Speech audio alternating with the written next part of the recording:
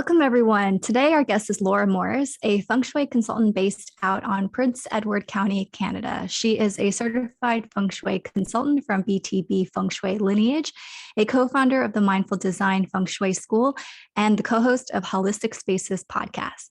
She works closely with her clients to co create nurturing living spaces and provide insight through her tarot reading cards and I Ching divinations. For over 15 years, she's been guiding clients with her practical, hands-on approach to feng shui.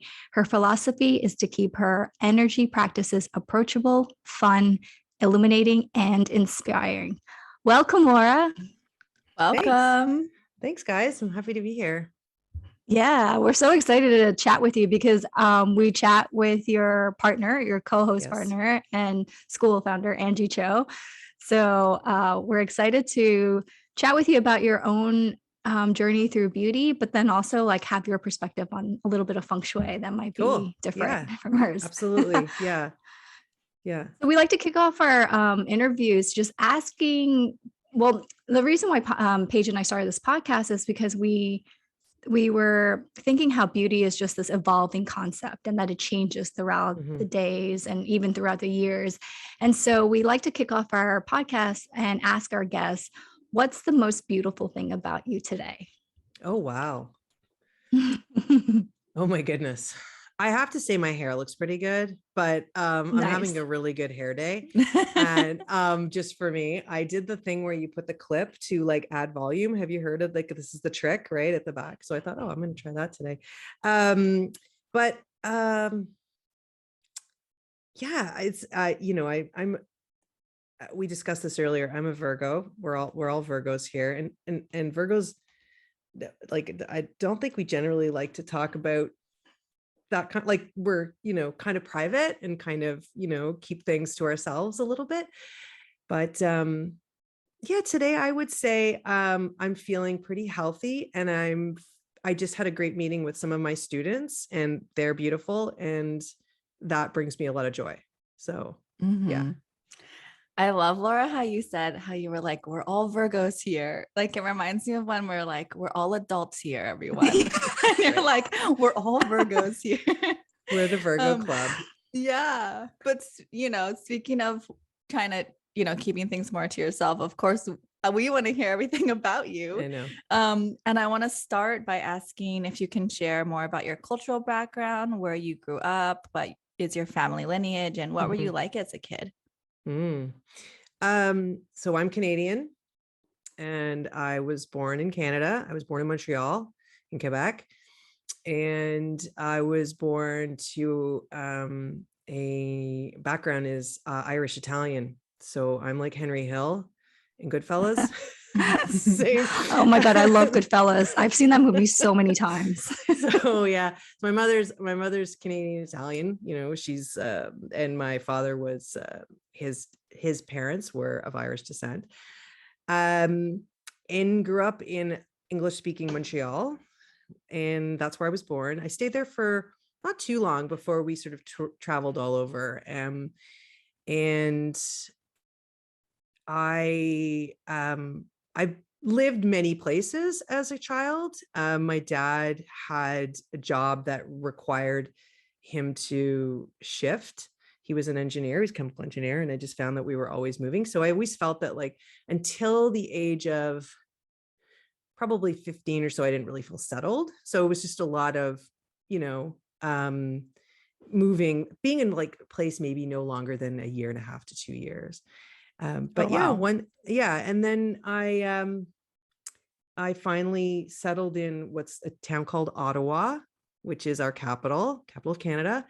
And I spent most of my time growing up there in Ottawa, my teen years, my, tween and teen years, and very suburban, that's where Alanis Morissette is from. So, give you, that's like the claim to fame of Ottawa. And yeah, I just grew up in the 80s and 90s in a sort of small town vibe, Canada. Was that hard moving around a lot growing up? And yeah, a little bit. When you're younger, I mean, we didn't move. We didn't move far. We weren't going from one side of the country to the other. I mean, Canada's a big place. We were pretty much staying in Ontario. but yeah, you know, we kind of didn't know where you were going to go next, but eventually we did settle down, and you know, my mom ended up going back to school. She ended up becoming a social worker at like late in life. She went back to school. So a lot of my teen years are my mom, watching my mom be a university student, which was super cool. I love that. Yeah, I love that too. Yeah. So, but yeah, I had a good childhood. I had a good upbringing. I had fun growing up in the 80s and the 90s. Was beauty something talked about in your family growing up, or something that you thought about growing up? You know, it's funny you should say that. The only thing I remember, my grandmother, who's Italian, and she would brush my hair, and like it was super painful. And then she's like, look, beauty is painful. You just need to understand that this is what it costs to have your hair brushed out. And I was like, I don't like this. So that's immediately when you say that, I think of growing up, my grandmother just saying, you know, there's a cost to this. You need to, like, you know, brush your hair, do all these things. But other than that, I wouldn't say I was a tomboy, but I was definitely not I was not the girl that was the pretty girl. I don't know how else to just say that, you know, and there's sort of each, you know, the 80s and the 90s was pretty specific on what that meant, you know, growing up. Right. You know, so, and I didn't really fit that mold. So, you know, dark and hairy, but fabulous hair. Yeah. Back then I had the Dorothy Hamill for a while, and then, nice. and then it morphed over the years. But yeah, you know, it wasn't something, being beautiful and looking beautiful wasn't a preoccupation for sure that I had. So that leads me to my next question. Like, as an adult, because you just mentioned the first thing that popped in your mind was beauty is painful from your grandma brushing your hair. And I think that's something, I think Paige and I probably talked about, like how that's so ingrained in all of us, that beauty is pain. Like, you wear high heels, it's painful. Like makeup is uncomfortable, dyeing your hair and all that. So as an adult, are there some beauty myths that you no longer believe or had to unlearn? And it could be anything, like, like the ideas of beauty really, when you're now, I'm going to be 50, and it's a, you know, you have perspective, you realize how, I mean, nothing stays the same, like and everything circles around that has already been considered beauty and then wasn't beauty. And you know, I think we've talked about this, Tamsin, like eyebrows, like, you know, plucking your eyebrows in the 90s and then not plucking your eyebrows, and now you're plucking your eyebrows again, and different things like that, like how you can keep up with it. And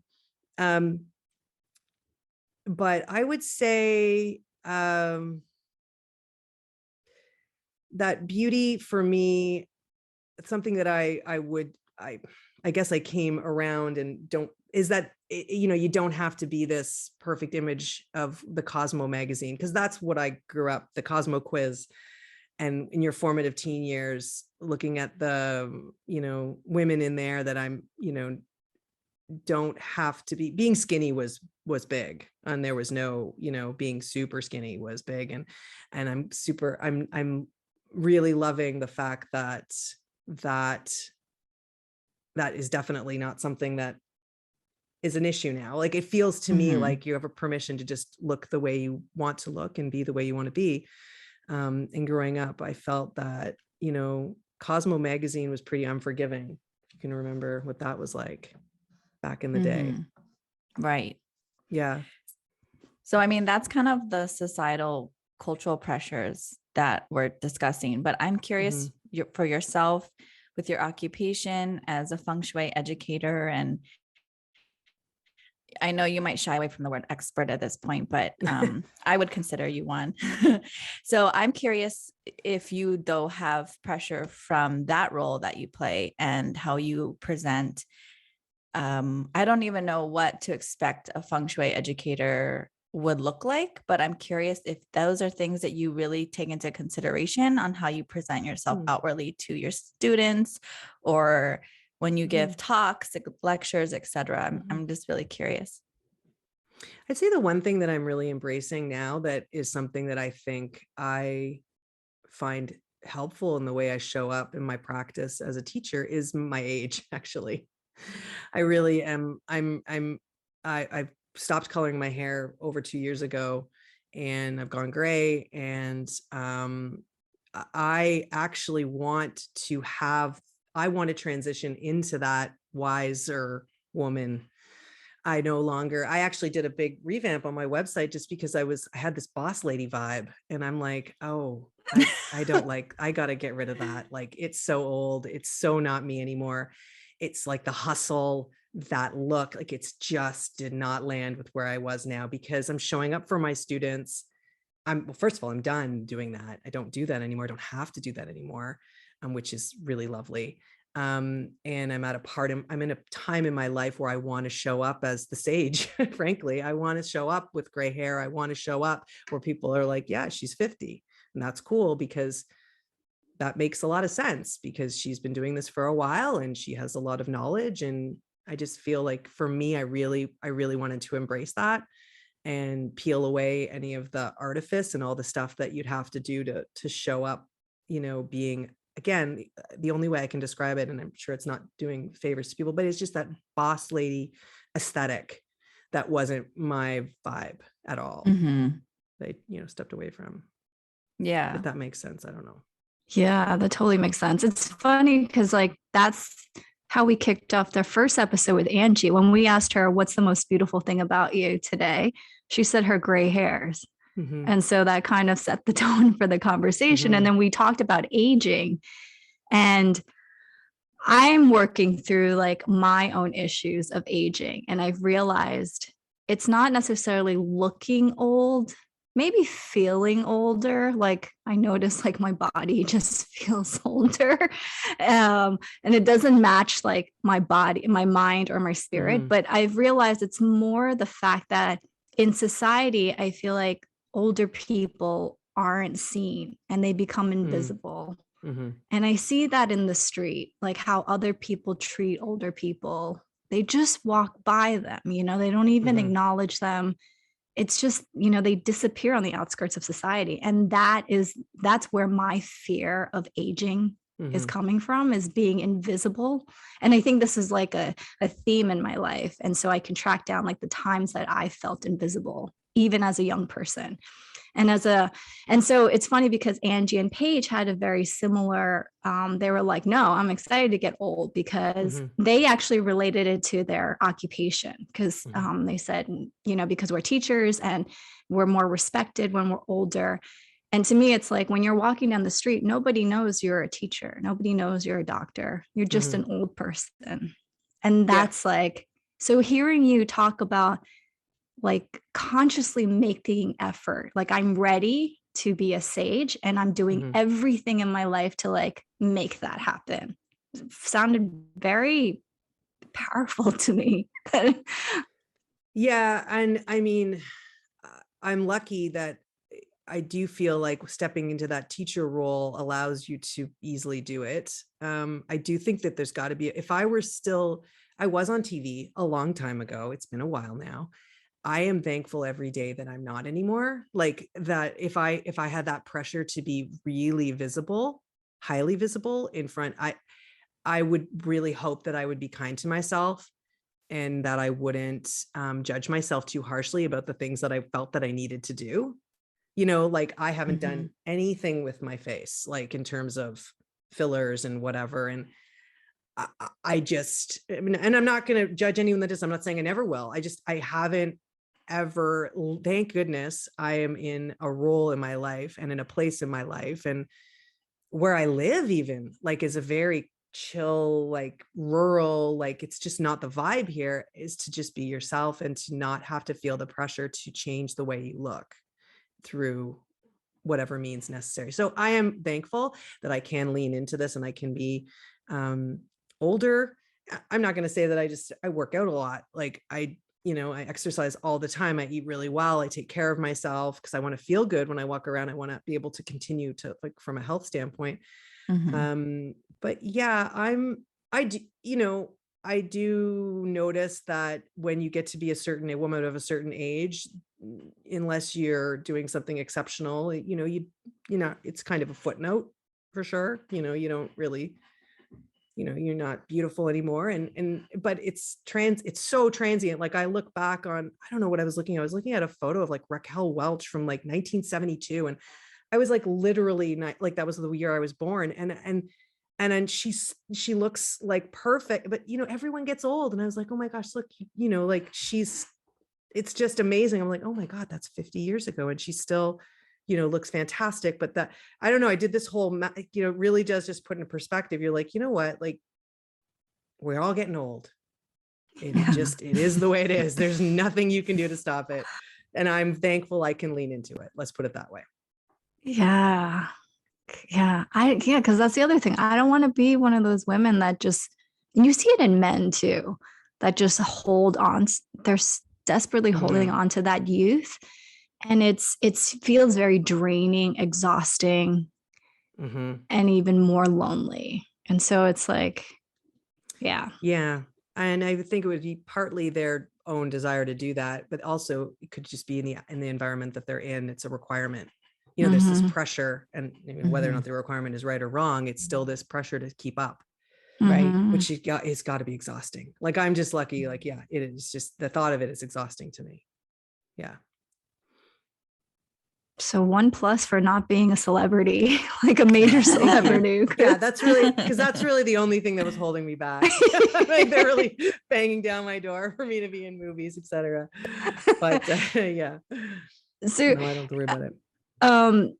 Being a feng shui expert and working with clients for over 15 years, do you see any reoccurring themes or requests or desires that clients come to you with, like how they see aesthetic beauty versus function versus outcome? Are these like issues that they're working with that you see? Yeah, I think when clients come to me at the end of the day, what they want is to find more ease. They want their home. They don't come to feng shui because they know, I think for the most part, they understand that there's design and how you decorate something, and that they know that the feng shui is something more.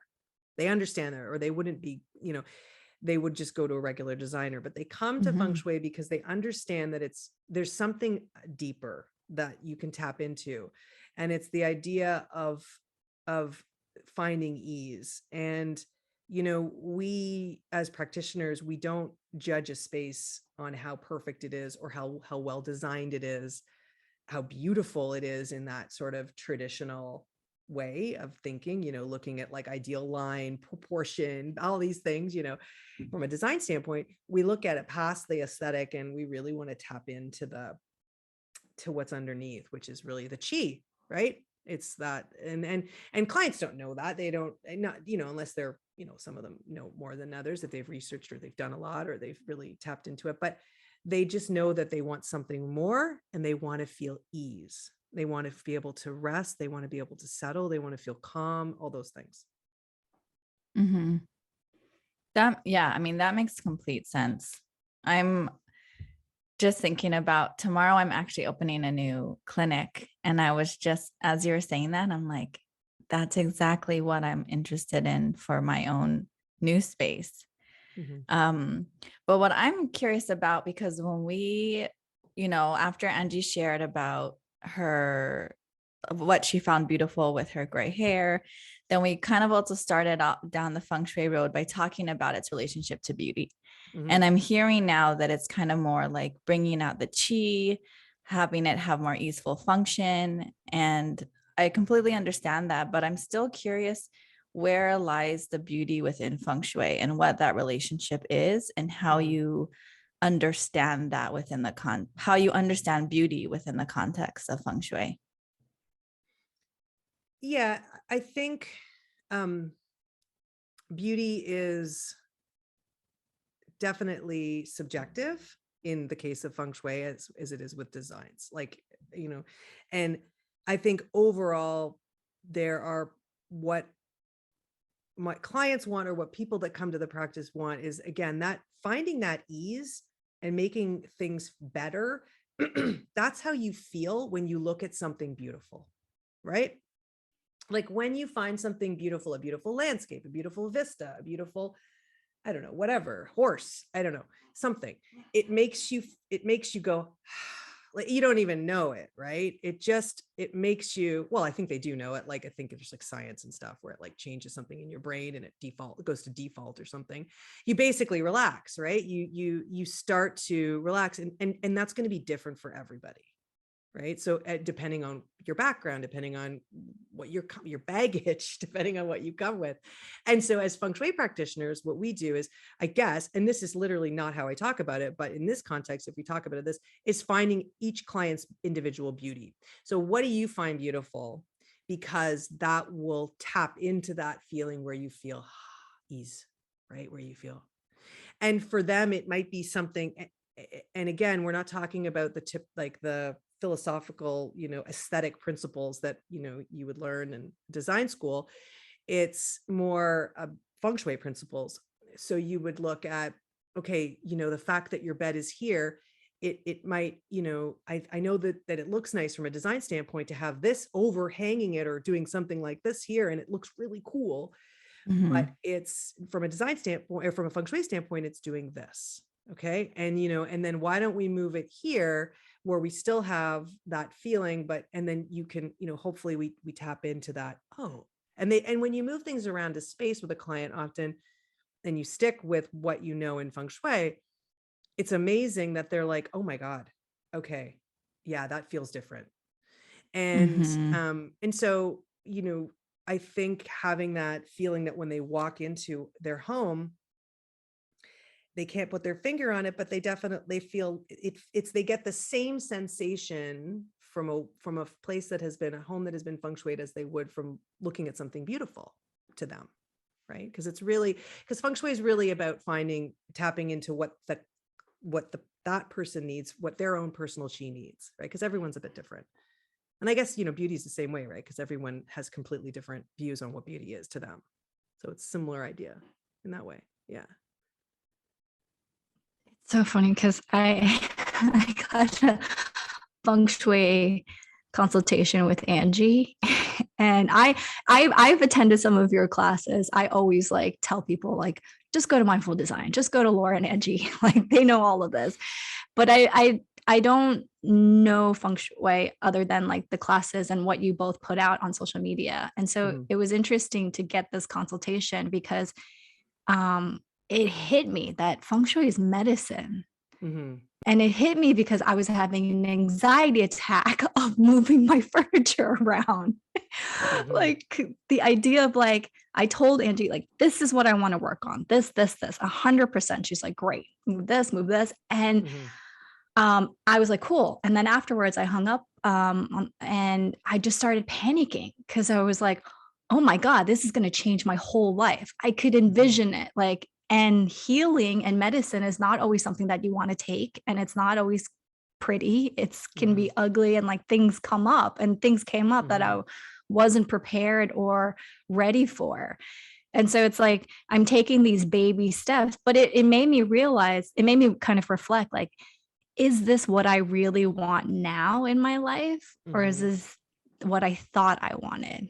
And that's where I am.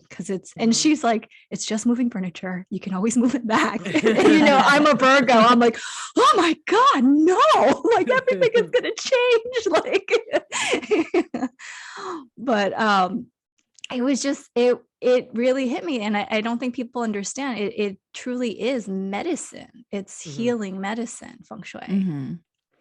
Well, so Laura, I had attended a workshop that you and Angie hosted through Influential Point.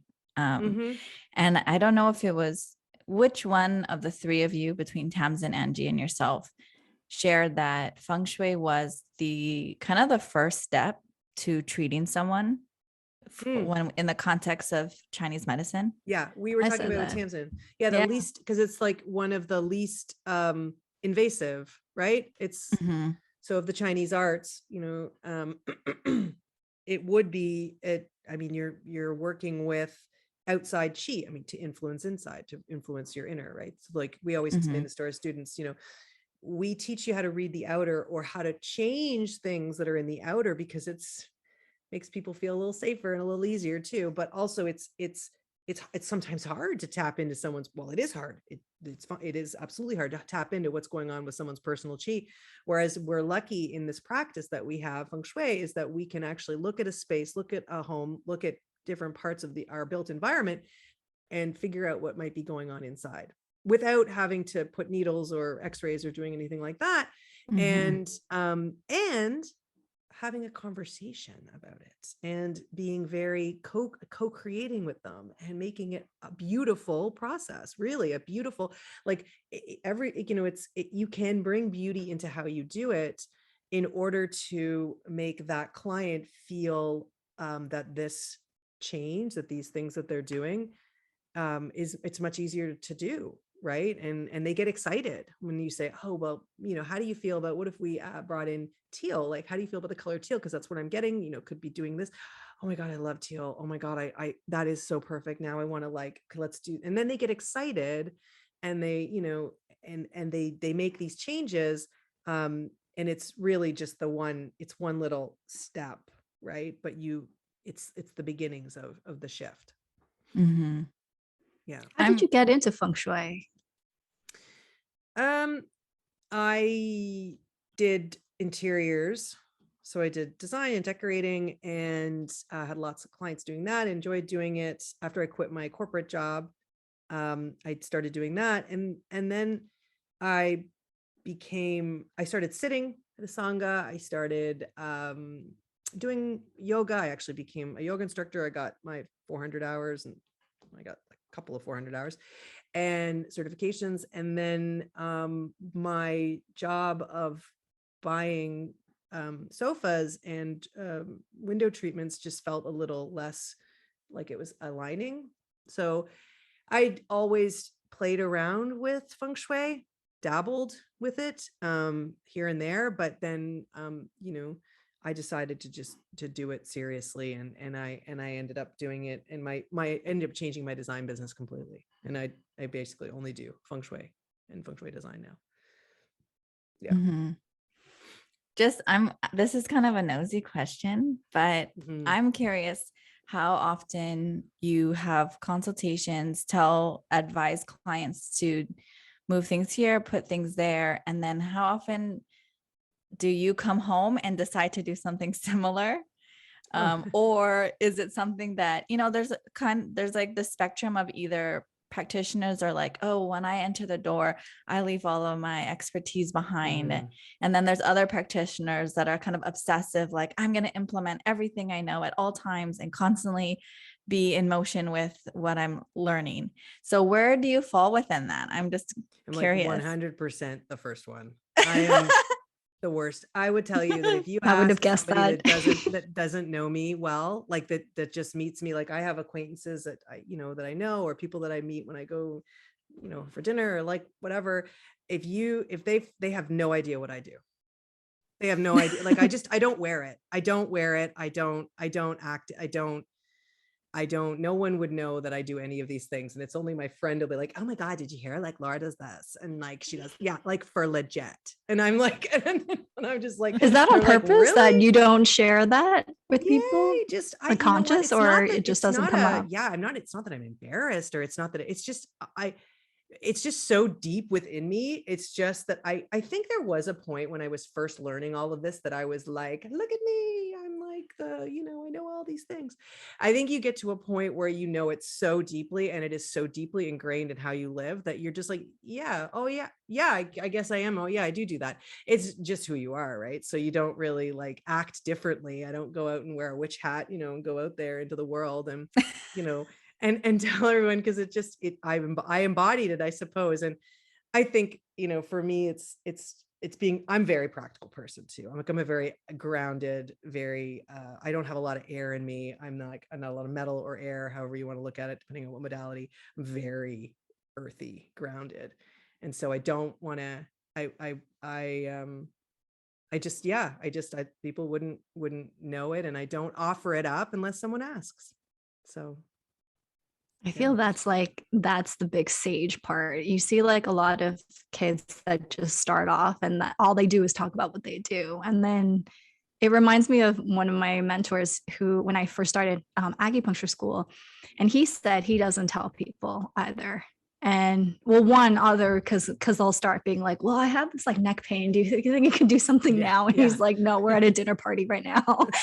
And that really stuck with me. Like, on just how he just didn't share a lot of what he did, and you would never guess. And he didn't look like a typical acupuncturist. He always wore a suit and like just you wouldn't think that he was an acupuncturist. Like, Paige, I'm curious with you. Where do you fall in that line? So the thing, I mean, I'm so passionate about Chinese medicine, and Tamsin, you and I talked about how it really truly explains all aspects of life. And I also have seen firsthand that it treats pretty much all illnesses except for like a blunt trauma, which actually it can treat in China, but in the US, our hands are tied behind our back. We can't do those types of treatments. So anyway, anytime people are talking in my mind, I'm so passionately like, Chinese medicine can do that. East Asian medicine can do that, like just over and over again. But I normally don't say anything. Yeah. So it's just on the inside that I'm like super jazzed and like, oh, if only they knew. But then I don't then like share it because I just feel like that's too tiring for me Yeah. And we were taught, and the professor taught, and our teachers taught us that they have to ring your bell. You can't go out and try and take that karma on yourself, and say, hey, listen, I noticed that you and your husband were fighting. And I can't stand when people do that. You should probably take a good look at your, relationship area, which is, by the way, here. So, we were taught also that way, that you need to be asked. And then even when I'm asked, because so when people find out, they are always like, oh, really? Oh my gosh, you have to come to my house. Like, that's literally the next sentence, right? Oh, but you can't come to my house because I'm super embarrassed. It's all dirty or messy or whatever. It's either one of those two things. And I'm like, sure, well, like whenever, just here's my website, let me know. 99% of the time they don't, but it's just, I would never, people would like say, oh, well, what do I have to do? And I'm always like, well, and I've literally had to come up with a quick tip that I just give everybody. Cause like, it's like, well, okay, one thing, if you had to tell me one thing, this is like sitting around, people have had too many glasses of wine kind of thing, where they're asking me one thing. So, and I'll say something like, clean your stove, it opens the wealth, I'll tell them, around about the significance of the stove and how they can clean their stove and turn all the burners on and make it a ritual and like call in more abundance. And everybody loves that. So that's the one I do. And it's easy. It's true. It's legit. And it's something that they'll actually do, because I also don't want to start, as practitioners, we don't want to go off and give a whole bunch of things that are going to water it down every time you talk about it and someone doesn't do it. Right. Efficacy goes down. You have to honor it. And we also have a tradition where we honor it with the red envelopes as well. So, we tell you something, especially when it's a transcendental cure, and then you offer red envelopes in order to protect, in order to strengthen, in order to uphold the efficacy of it, right? To really honor that oral tradition. So, wow, I never thought of that. That every time you just kind of share mindlessly, it's just getting watered down. Mm-hmm. But if you're very selective, that's in itself like a chi exchange. Yeah. Yeah. I mean, knowing, and who needs it and who doesn't. And so just being mindful of that and with the best of intentions. And if you know that someone needs it and they have asked, obviously, that two things, then yes, then it will land properly and it will be what is needed it'll be what is required at that moment. But if you start just kind of blah, blah, blah, blah, blah, everywhere, I feel, for me, and it just feels, and I know, I mean, this is what we were taught to, it just, it waters it down, so. Yeah. Well, I know we started off asking you questions about your cultural background, your family growing up. And I love this, like, it seems like on Instagram, it's fairly new, but you've probably been doing this for a while, is this like transition into tarot and and I don't know if you call yourself a witch or these witchy kind of things that I love that you're exploring this. Because I mean, I've been following you for like years. I think I found you a while before I went to acupuncture school. Oh, that's like, funny. yeah, I don't want to creep you out, but I'm a big fan girl. Oh, that's cool. And then I found out you were Virgo, and I was like, oh my God, this makes so much sense. Exactly. That's why we were meant to be. Yeah. So how do you define a witch? And then how did you get into it? And then how do witches perceive beauty? Well, I think same reasons that I what I said about all the feng shui, like I don't, it's something I wouldn't tell. I don't call myself a witch. Like I don't go out and call myself. I mean, I have witchy ways of doing things and probably tendencies and etc. And the things I do are, but I leave that up to my friend who loves just to tell everybody, right? And then she goes, oh yeah, she reads tarot, and then she thinks it's the best thing ever. But I generally, again, I wear it lightly. I don't want to tell people about it. But for me, that whole idea of witch, partly it's again reconnecting with your own lineage, strega, which in Italian is a witch, and I've been really interested in tapping into that and learning more. And it's not something that in Italy that anyone, wears or says, but it's there in, historically. And so just, I'm doing my own, interest in Italian folk practices. For me, I've been really tapping into it. Everything from cooking, just in the way you cook, to cartomancy, which is tarot, right? Tarot, which is, what we know as the tarot. So for me, that was a way for me to tap into my own heritage as well, and my own lineage. And I've been really loving it, and it's been really fun for me. And I love tarot when we're talking about beauty and how that taps into it. I'm a very visual person, and tarot for me, because I also paint, and I'm an artist, and for me, the tarot was just so perfect. It's the same way feng shui, because you're looking at the space and what's happening in space. Tarot cards have all this symbolism in this visual, and I loved it so much, and it just really clicked for me. And it's something that I love studying. So but yeah, I would say, like, for me, let's say a witch is just having awareness, being tuned into your surroundings, listening to your intuition, all the things that come as being a feng shui practitioner as well. And then the way I practice as a witch, which I never call myself, really divination is my superpower, right? And that would be tarot, and both the tarot and feng shui, because feng shui is divination, Yeah. You're reading a space, you're reading what's going on in the space. You're looking for patterns, you're looking for ideas, answers, questions, all that stuff. So have you explored like your Irish heritage? Because Irish has like these incredible folk medicine that is so I have a face reading client who she's going to school, like it's an online school, but it's based in Ireland, of like traditional folk Irish medicine. And there's actually a lot of similarities to Chinese medicine too. And I was like, that's so awesome. So I'm curious to know if you've been exploring that part of your... So there's a lot of overlap all across Europe, obviously. In the whole idea of the green witch and that herbal, I did explore looking at more of that stuff. But for me, I really kept landing on the divination and the tarot. And that is solidly, actually it originated in China.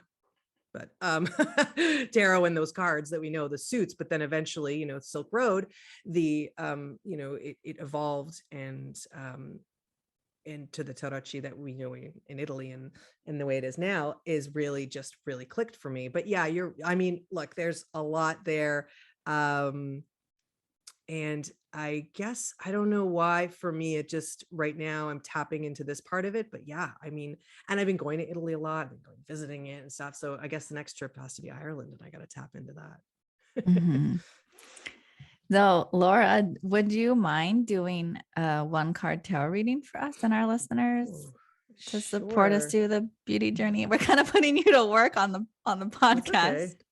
Yeah, I can do that. Oh, let's see what we get. Okay, so I have my deck here. Let me just Yes, I'm so excited. So because I don't know anything about, I love tarot, but I just like learning about it from other people. Yeah, so we started doing too, and I'm sure you guys know in the podcast, we're now doing the Chi forecast. We do at the beginning of each month. And so we alternate between Angie doing an I Ching reading and 1 month, and then I do a tarot reading the other month. And we layer it with looking at basically the energy of that month. And I think you guys do something similar. You talk about like the solar terms and looking at that, and then what's happening in the moons. And it's just been really, really cool to be able to do collective readings for our listeners. So I've been really enjoying it. Okay, so we're just going to do what we need to know. What do we need to know right now? Okay, for the listeners, for everyone that's listening, for your followers and listeners. Okay. Oh, this is nice. We got the Ace of Wands. Oh. So the Ace of Wands is, if we tie it back to both modalities, it's fire. So first of all, it's a fire card. But I like to always think of it, because of my background in Feng Shui, as wood and fire, right? Because literally it's got a stick on it, wood. So what you guys will know this, the wood energy is it's just big growth, right? Things happening, things growing. So Ace of Wands means big creative opportunities, something, the potential, the seed for it. So aces are seeds, are like seed cards. It's like the universe, and that's the little hand that's literally floating out from a cloud, is offering you this opportunity. And in this case, this opportunity has to do with fire or wands. And that's a lot of creativity, could be career, it's movement, it's things happening. It's a lot of dynamic energy. And ace cards are always saying to you that this opportunity is out there. It will present itself if it hasn't already. You need to take the first 25%. So you need to start it, but then the universe will push you the rest of the way and give you the 75. So you can either take it or not take it. But if you take it, it's the universe, it's going in your favor. Like it's really going to help you move you forward. It's a good card. I love that. It's an awesome card. I think it's a good one. All our listeners are going to be really inspired by that. Yeah.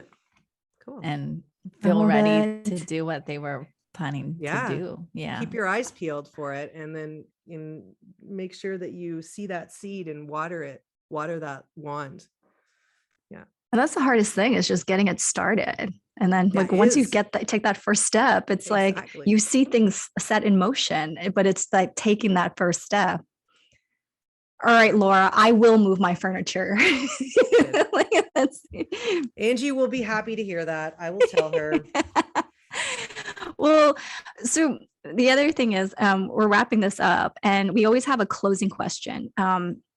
Paige and I started this podcast because, just coming from Chinese medicine, we talk a lot about this concept of immortality, and a lot of, herbs and acupuncture points, and even, divination stuff, is this concept of how to become immortal. But it's a much more ethereal concept than like living forever, and it's always typically tied to this idea of legacy. And so we'd like to ask our guests, as a closing question, and this is a big one, but you come and touch upon a little bits of it, is, what is the beauty legacy that you would like to leave behind? Wow. I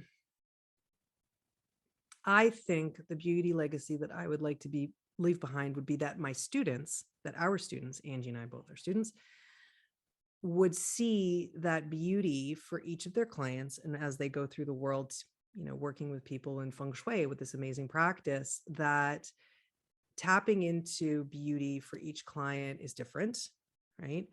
And that knowing that when you help a client find ease, that is beautiful.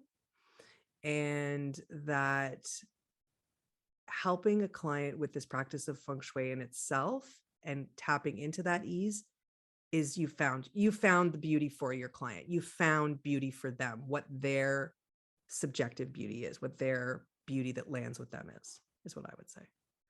I'd be happy if my students kind of saw the world that way. That would be a really great legacy for me. Oh, I love that, because that's in face reading. That's the other thing. It's we often think of immortality, a legacy is through children that we have, but it's also people that you mentor and your students that carry that on. And I love that your first memory of beauty is this painful experience, and beauty is pain. And now it's progressed to beauty is actually ease and a pleasurable experience. Yeah, that's what 50 years will get you. Still going. Love it. Thank you so much for joining us today, Laura. Thanks, guys. We're going to have all your information in the show notes, but where can people find you in terms of your website, Instagram, or any other things that are coming up? Yeah, Morris Feng Shui. That's, if you Google that, I'll come up. I have my website, and that's my handle on IG. That's pretty much all I do. I maybe post a little bit on Instagram, not the best Instagrammer. And then, of course, Mindful Design School. That Instagram feed we do a lot on. That's where we're always posting and tips and everything. So that's a great place too. Yeah. Awesome. Well, thanks again, Laura, for joining us today. For our listeners, you can find Laura's information in our show notes. Definitely check out her podcast, Holistic Spaces. And be sure to check out our next episode where Tamsin and I chat about our combo with Laura and unpacked what we've learned about our beauty legacy. See you all next time. Thanks, Laura. Thanks, guys.